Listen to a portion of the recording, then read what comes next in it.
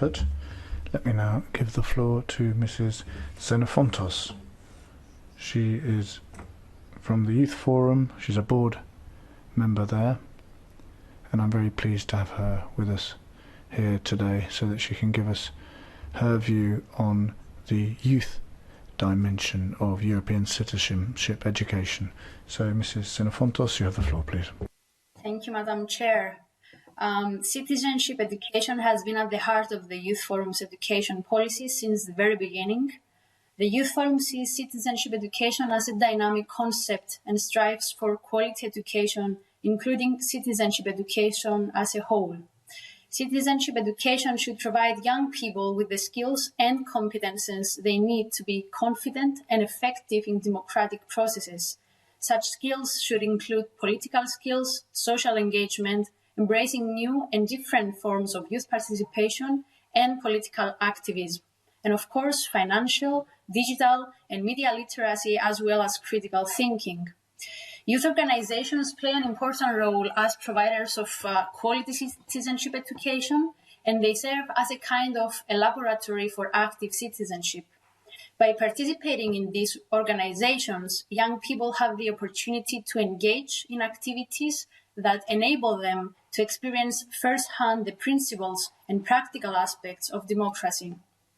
Youth organizations are able to reach out to young people from different backgrounds because of their volunteer and non-formal nature, and they can engage young people who have left school early or with young people that they are looking for something more than the traditional formal education system. Also, youth organizations organize a wide range of programs, projects, and activities related to citizenship education and on the European dimension.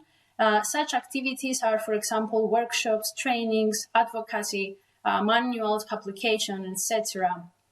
You can find more information on specific activities and themes covered in our publication called Inspiring Youth Organizations and Contribution to Citizenship Education. And I will share a couple of concrete examples. When it comes to international exchanges or events, youth organizations and other non-formal education providers work continuously to prepare young people to travel, to reach out outside their homes and communities, to meet new people, other cultures, other ways of thinking, mainly by providing them with the opportunity to meet young people from other countries. This contributes to better understanding and experiencing the European diversity.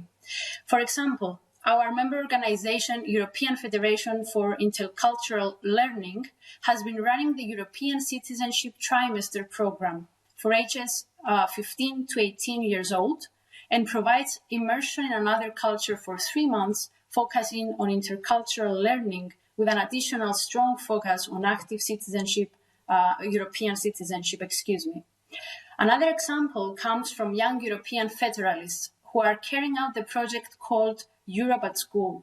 Its national and local sections are organizing activities in the formal school system and in informal learning contexts, based on non-formal education and learning methods in order to raise awareness of European citizenship and to encourage active European citizenship among young people.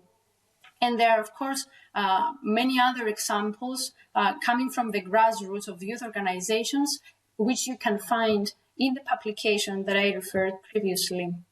Some general recommendations now on citizenship education.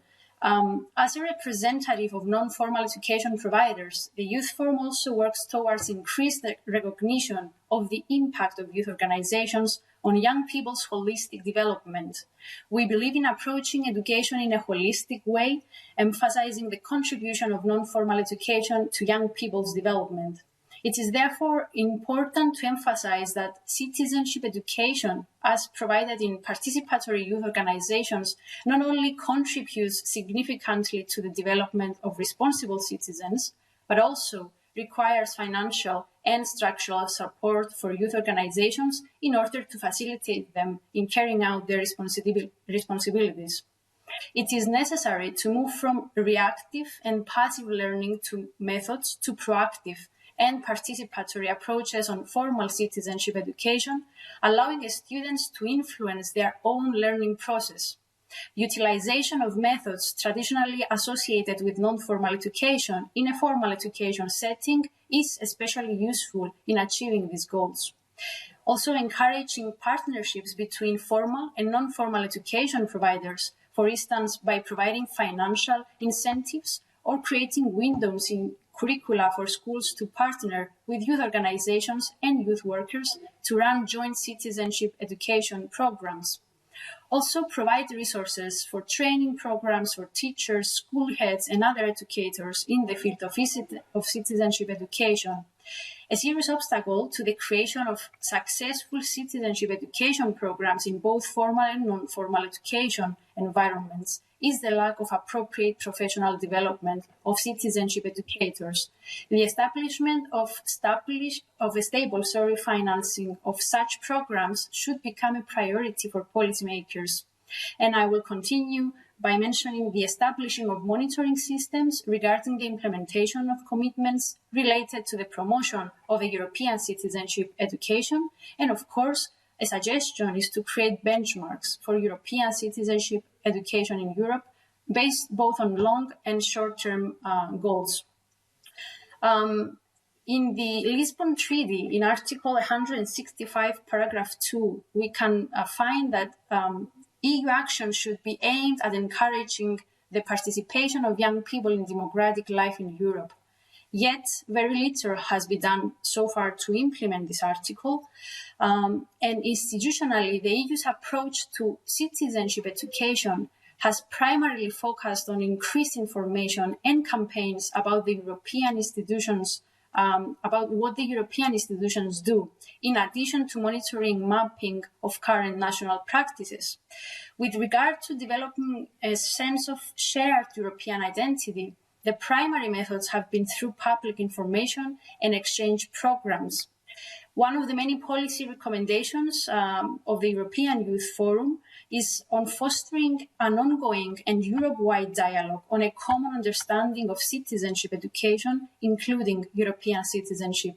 This dialogue should happen among all actors, including political institutions from the local to the European level, both youth organizations and other formal and non-formal education and youth work providers, aimed at finding and defining a holistic and learning-centered approach to citizenship education.